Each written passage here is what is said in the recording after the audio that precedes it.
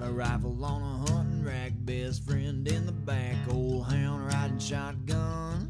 I got a camouflage mud truck looking for a big buck creeping through the dusky dawn. Big bright floodlights cutting through the dark night make a path to the deer stand. Pray to God Almighty, quiet as I can be, waiting for the aftermath. We've been dreaming all year for the season, waiting for the leaves to fall. We'll be looking for a 12-point buck, man. He'll be chasing that doe.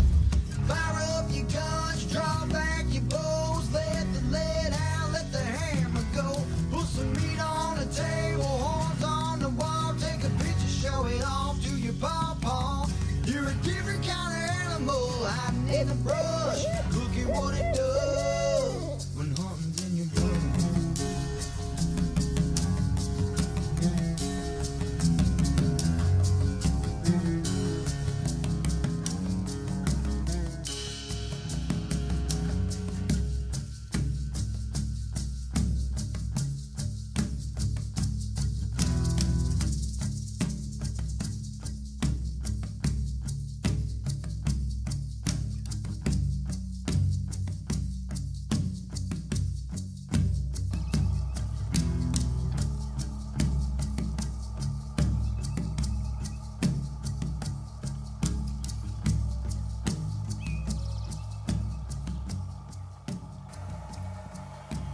Morning, folks.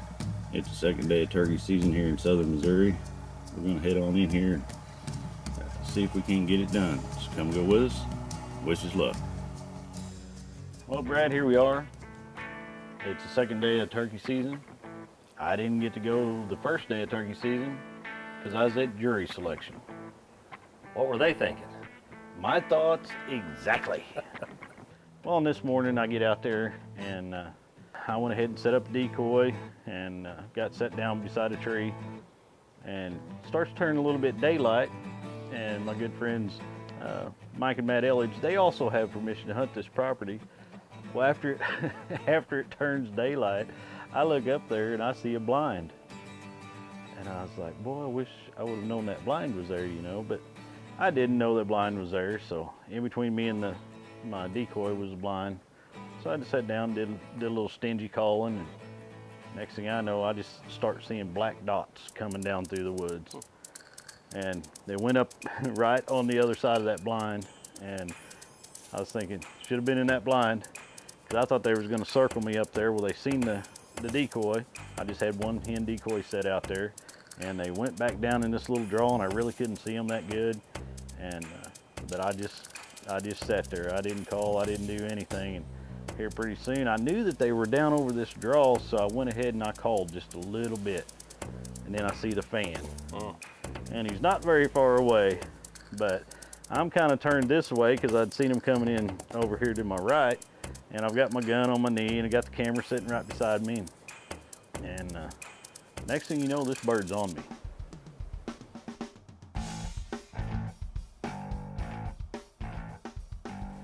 So I see it fan out, and it's coming in. I mean, this bird read the script. And That's rare. That's rare. That's rare. And I'm sitting out in the wide open up against the tree. The camera's here, and I'm thinking, this is working out. And there's one big tree out in front of me, and it was to the left of it. And like I say, my gun's still facing this way, and you can actually see the gun barrel in the corner of the camera there. So. All I needed this bird to do is walk behind that big tree, come out on the other side, because when it walked behind it, I was going to get my gun up. I done looked at the viewfinder, knew if he comes out right there, it's on. And it read the script, and it walked right behind that big tree. You can hear me, I get turned. It steps out there. I'm not even paying attention to the viewfinder because I know right there, that's all I got to do.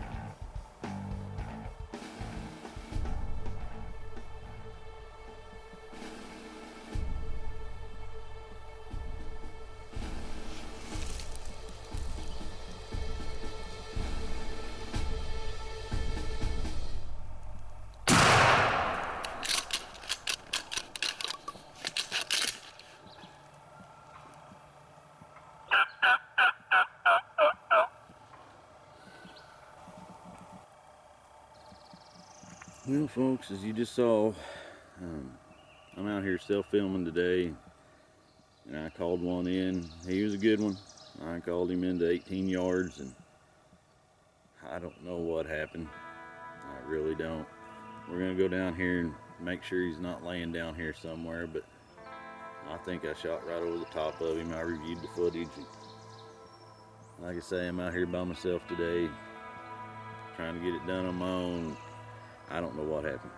I went down to look for some feathers and got down there. And I mean, I seen some feathers. Yeah. You know, I blowed some feathers out.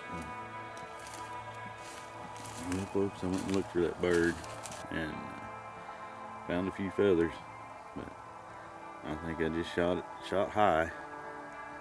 So I've got a few more over this ridge over here that are answering whenever I was down there looking for that bird. So we're not going to give up yet. So I walked on up to the ridge there, and I could still hear them gobbling. So, but they just won't pay a bit of attention to me. They'll fan out. When that happens, folks, you've either got to creep or go find another bird. Yeah. And I mean, they're right out there. I mean, I'm videoing them for a long time, but they're not going to come in. No. So I just backed on out. So that was a missed opportunity.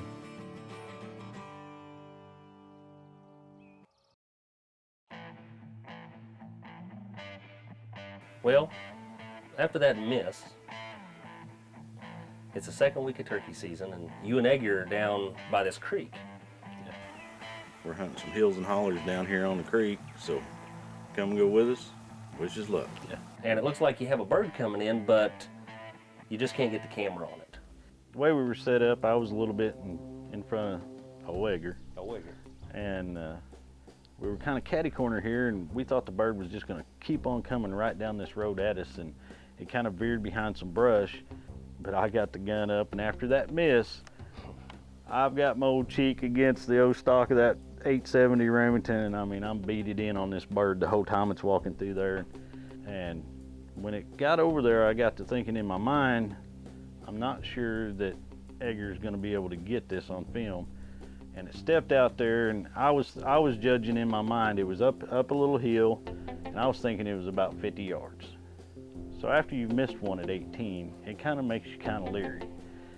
So me and this bird, we had a stare down for the longest time. And I didn't squeeze the trigger because I wasn't sure if he was getting it on video or if he could even see it, because the tree I was sitting in front of was pretty big, and it finally putts off. You know, it didn't run off, but it knew something wasn't right. I think I was in his bedroom, and it knew something wasn't right, so it vacates the area. We finally didn't hear any more birds, and we thought, well, you know, it's getting kind of later in the morning, so we'll head back to camp. As we're pulling in, me and old Edgar see 3 on the hanging pole. And there's Paul Spencer, Tommy Watts, and Jody Jones.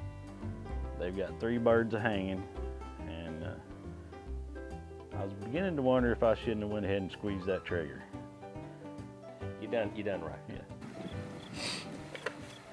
Well, folks, it's May 8th here in southern Missouri. I'm here with my good friend Dustin Merritt. He put one down Monday out here on this same property, and we're gonna head out here this morning and see if we can't do some good. So come and go with us. Wish us luck.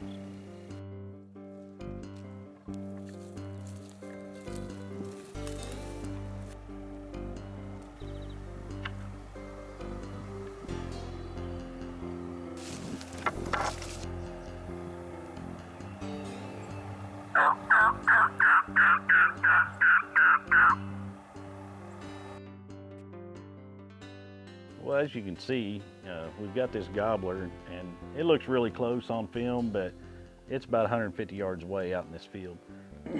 And all of a sudden I hear this putting to my right. So he leaves the camera on the gobbler, and he spins around there, and he peeks up over the little knoll there, and first he tells me it's a gobbler. And I could tell by the way it was putting coming in, it wasn't a gobbler. And then he peeks back over the ridge there, and he says, "It's a Jake." And I said, "Are you sure it's a Jake?" I said, "I'm not shooting a Jake when we've got Big Boy right down here." And he peeks back over and he says, "It's a bearded hen."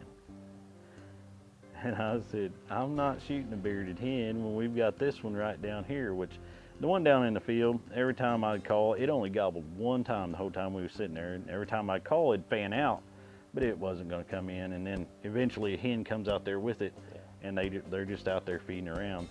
So I wanted to try and sneak on down the fence row and get on this bird. So, but this hen came in, it put on a pretty good show behind us, and it was pretty neat. You know, as we was walking around in the woods, on our boots, you know, pollen was everywhere. We come upon another turtle, Mr. Turtle, and so Dustin videoed it a little bit, and then we come up on the pond, and there was just all kinds of pollen on the pond. And I mean, it was pretty bad. The wind was blowing real bad that day, and this time of year, it can, you know, if you have allergies and stuff, it's kind of hard being out there. But It's hard to get a gobbler to come in when you're sneezing. yeah. No, April 10th. May. Yeah. Yeah. May 10th? Yeah. All right. Well, folks, I'm here with my good friend Jody Jones. It's May 10th here in southern Missouri. It's the last weekend of turkey season, and they've just been eluding me. He's already put 2 down, so he invited me to come and go along with him. So we're gonna get out here and see if we can't get some of these birds to answer us, and see if we can't do some good today. So come and go with us. Wish us luck.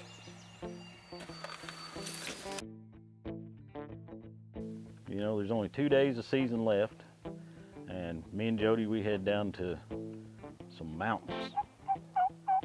So we get down there, and he told me to put on my walking shoes. And he was sure right. We got down there and we got set up, and we heard some gobbling, so we went to him. So we waited for a while, you know, and he called a little bit. Nothing. Once it hit the ground, it just shut up. So when we get up and we start walking, we didn't take but about 20 steps, and we come to a straight down hill on that logging road. I seen that mountain. He said, "You ready to go?"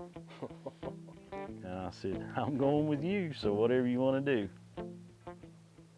So we get down in this draw, and then or down the bottom of the mountain, and then of course there's another mountain, and so we just sit there and lean up against a tree. And he called a little bit, and down in at the bottom of the valley there, we heard a hen putting, and we're way up on this bluff. And he said, "I know where them birds is going."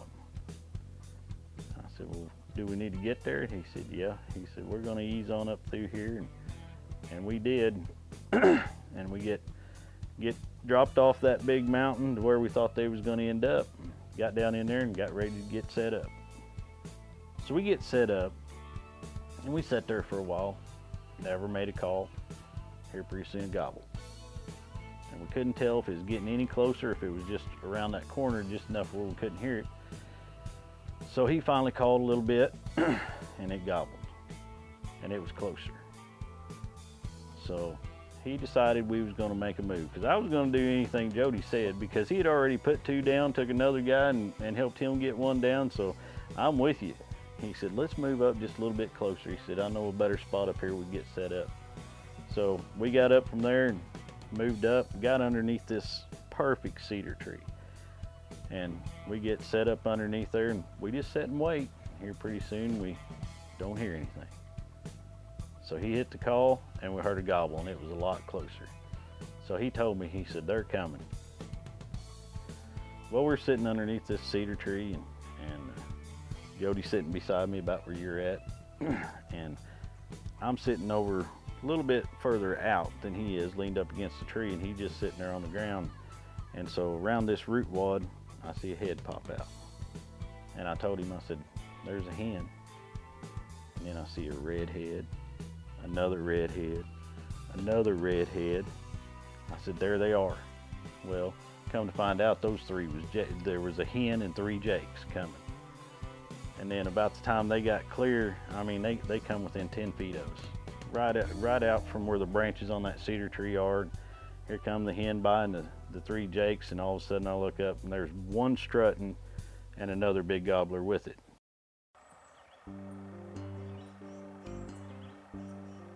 You know, it's the last weekend of season. Actually, the day before the last day of season, and you got 3 jakes out there about 10 yards. Folks, that's hard to pass up on the last weekend of season. But when you see that big fan Yeah. out there, and and they were skirting that little field. I mean, I don't know why they didn't follow them other ones over there right in front of us, but they were out there.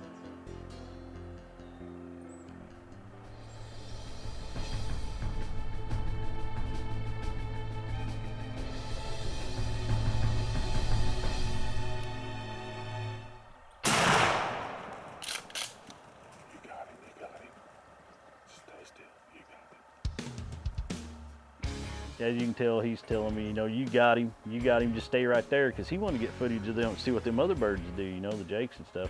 Which the other gobbler, it took off. And the 3 jakes, they stuck around there for a while, and then he was kind of worried about my bird taking off, so I had to run out there and get it. You put him down. Yeah, put him down. The old Remington did the job.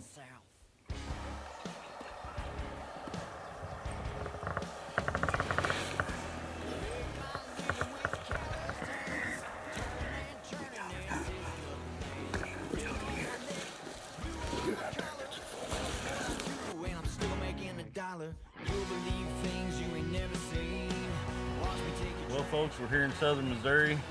I'm here with my lifelong friend, Jody Jones. I've had the curse upon me this year. I've missed a bird and called one in probably within range to shoot, but after I'd missed that first one, I wasn't willing to take the shot. But it's the second to the last day of turkey season here in southern Missouri, and we were sitting around camp last night, and Jody said, well, I'll take you. And he's done filled both of his tags.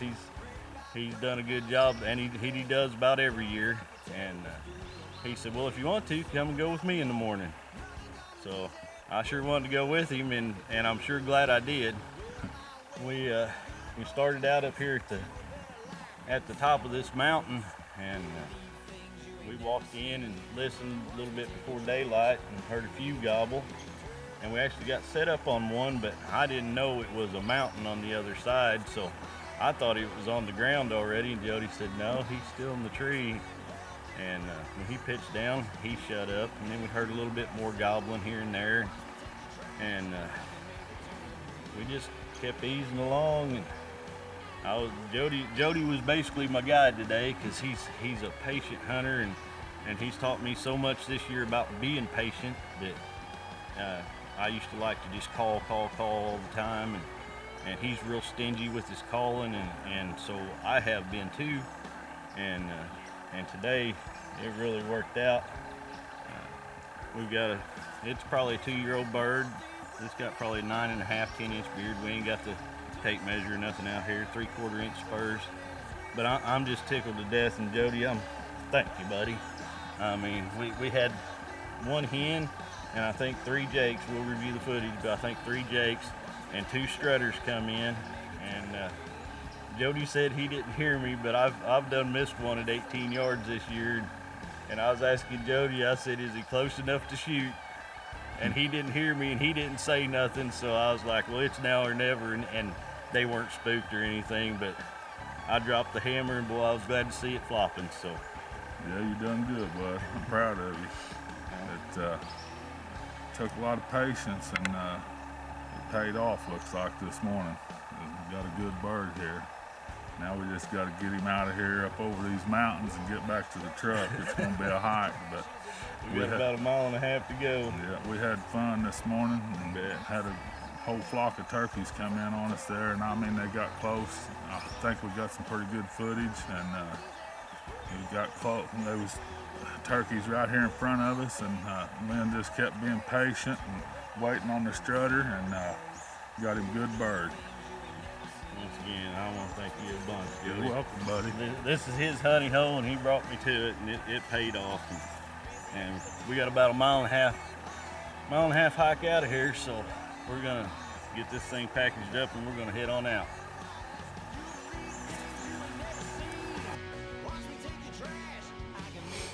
Well, y'all probably thought we was joking when we said we had a 1.5 mile walk. We started out at the bottom of that mountain at 9:30, and it's 10:45 right now, so it took us an hour and a half to come out of there. I think I'm gonna get Lynn one of those watches that have a calculator on it, just so he can do these figures. Well, you know, okay, maybe it was an hour and 15 minutes instead of an hour and a half. But if you was as lightheaded as I was, by the time we climbed up that mountain, I mean, Jody done shed a shirt, and we'd used it for a sweat rag. I mean, it was a heck of a hike coming out of there. I lost a shirt. Used it for a sweat rag. But we're back here at the truck now, and we're gonna head into turkey camp and see if anybody else did any good. So, oh, there goes a bug across the screen. Oh, but we're gonna head into turkey camp now and see if anybody else did any good, and we hope they did. So, stay tuned, join the madness.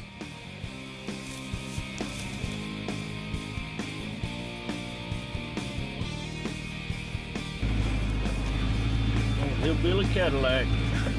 Kind of a rough old ride getting in and out of here.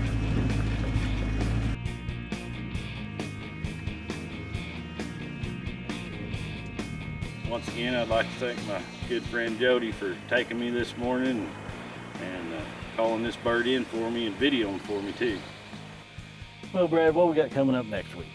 Well, folks, we got some more good turkey action from some friends and staff members. So tune in with us next week and join the madness.